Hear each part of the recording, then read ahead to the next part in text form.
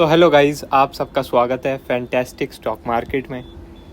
तो आज अपनी मार्केट फ्लैट ओपन हुई थी। अब फ्लैट ओपन होने के बाद शुरुआत में हमें थोड़ी बहुत सेलिंग देखने को मिली थी। अब जैसे कि हम लोगों ने आपसे बात भी करी थी कि हैंगिंग मैन बना है निफ्टी में, तो हमारा जो है एक सेलिंग का व्यू रहेगा, और जो है एक डोजी बना है आपका बैंक निफ्टी में, तो हमारा बैंक निफ्टी में भी एक सेलिंग का व्यू रहेगा। तो आपने देखा कि भैया पहले तो अच्छा खासा बैंक निफ्टी गैप डाउन खुला था, लगभग 150 से 180 पॉइंट। फिर वहाँ से बाउंस किया और लगभग 45,400 से वहाँ एक रिजेक्शन लिया और वापस नीचे आ गया। अब नीचे आ गया, उसके बाद फिर इसने किया कुछ नहीं, टोटल साइडवेज हो गया, टोटल कुछ भी नहीं किया। 3 बजे थोड़ा बहुत एक अप मूव आया, बाकी उसे छोड़ के कोई भी मूव नहीं आया उसके बाद, कुछ भी नहीं। मतलब पूरा ही बोझी बन गई मार्केट, क्या बताएं। ठीक है, मगर कोई बात नहीं, ये भी एक अच्छी बात है, ये भी एक अच्छी बात है। अब ऐसा क्यों? ऐसा इसलिए क्योंकि कल है आपकी एक्सपायरी, कल है आपकी एक्सपायरी, जो कि एक बहुत ज़बरदस्त एक्सपायरी हो सकती है। अब भाइयों, अगर आप लोग देखें तो ये जो पैटर्न बन रहा है, ये जो पैटर्न बन रहा है आपका, ये बन रहा है इवनिंग स्टार का पैटर्न। इवनिंग स्टार पैटर्न जो एक रिवर्सल पैटर्न होता है, एक रिवर्सल पैटर्न। ठीक है, तो अगर भाइयों कल के दिन जो बैंक निफ्टी है वो 45,000 के नीचे निकलने लगती है, 45,070 के नीचे, ठीक है, या कोई गैप डाउन ही होता है और गैप डाउन सस्टेन कर जाता है 45,070 के नीचे, तो हम लोग इजीली 44,780 तक का टारगेट देख सकते हैं इजीली। ठीक है, अब हमने जैसे आप लोगों को बताया था कि हमारी स्ट्रेटेजी के अकॉर्डिंग 1 घंटे में सेल आ चुका है, 1 घंटे में सेल आ चुका है, तो आप लोगों ने देखा हमें उसका पहला टारगेट भी इजीली मिल गया, जो कि है 20 SMA। 20 SMA उसका पहला टारगेट होता है, जो कि इजीली मिल गया। और दूसरा टारगेट लगभग लोअर बॉलिंजर बैंड तक होता है, जो कि लगभग आएगी, आप देखें लोअर बॉलिंजर बैंड लगभग 45,040 तक था, और ये लगभग इसने लो लगाया 45,060-70 के आसपास का। ठीक है, तो लगभग ये भी आई गया। तो इसी वजह से मैंने आपको बोला कि कल के लिए कोई ऐसा व्यू स्पेसिफिक नहीं है, कल हम लेवल टू लेवल प्ले करेंगे।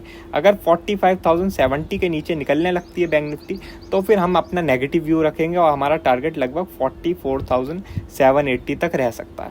और अगर इसके ऊपर निकलता है, जो कि है 45,400 के, तो फिर हमें एक बाइंग का व्यू लेंगे और हमारा टारगेट लगभग 45,650 तक का हो सकता है। ठीक है, अब निफ्टी की बात करते हैं। तो निफ्टी में हमारा पहला टारगेट अचीव हो गया, जो कि है 20 SMA, आप लोग देख सकते हैं। ठीक है, और लगभग ये इसने सपोर्ट लिया है 19,340 से। ठीक है, 19,340 से।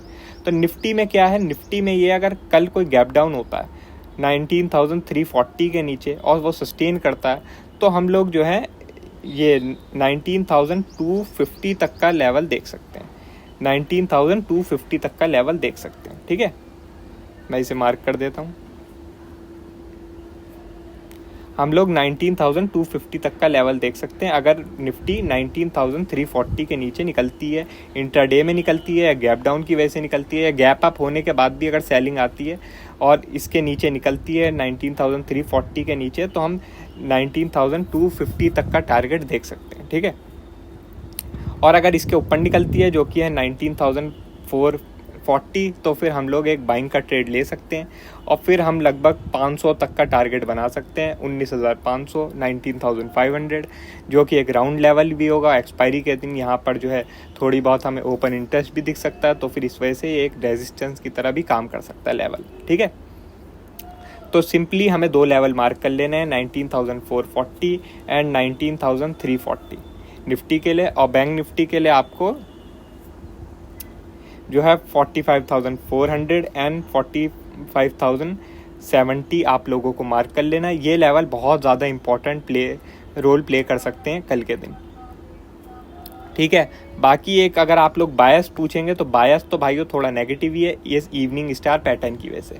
इस इवनिंग स्टार पैटर्न की वजह से बायस तो थोड़ा नेगेटिव ही है, मगर मैं आप लोगों को बहुत बार बता चुका हूँ कि मार्केट में बायस से कोई लेना देना नहीं होता। मार्केट में लेवल टू लेवल से लेना देना होता है और स्ट्रैटेजी से लेना देना होता है।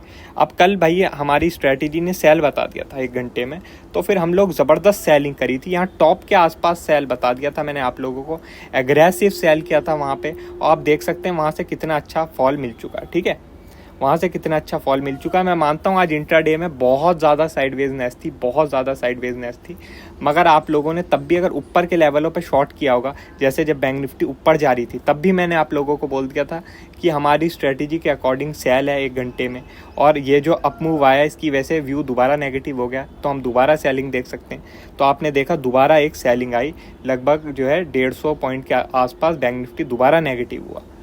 अब उसके बाद आप लोग अगर प्रॉफिट अपना बुक नहीं करते हैं ऐसी मार्केट में, जैसी मार्केट में आप लोगों को पता है कि प्रॉफिट कमाना बहुत मुश्किल है, विक्स बहुत नीचे है, तो आप लोग भैया क्या कर रहे हो मुझे समझ में नहीं आ रहा। मैंने आप लोगों को आज एक निफ्टी की ट्रेड भी दी थी 19,500 के पुट की, कि आपका जो है 19,500 का पुट शूट अप कर सकता है। 5 मिनट का टाइम फ्रेम लगा देता हूँ, यहाँ के करीब दिया था मैंने कि 19,500 का आपका पुट शूट अप कर सकता है टूवर्ड्स आपका जो है 160 के लेवल के करीब। 160 का उसका एक रेजिस्टेंस लेवल था, तो वहाँ तक शूट अप कर सकता था, ठीक है, और 160 के ऊपर निकलता, वहाँ सस्टेन करता तो और आता, मगर वो ऐसा हुआ नहीं।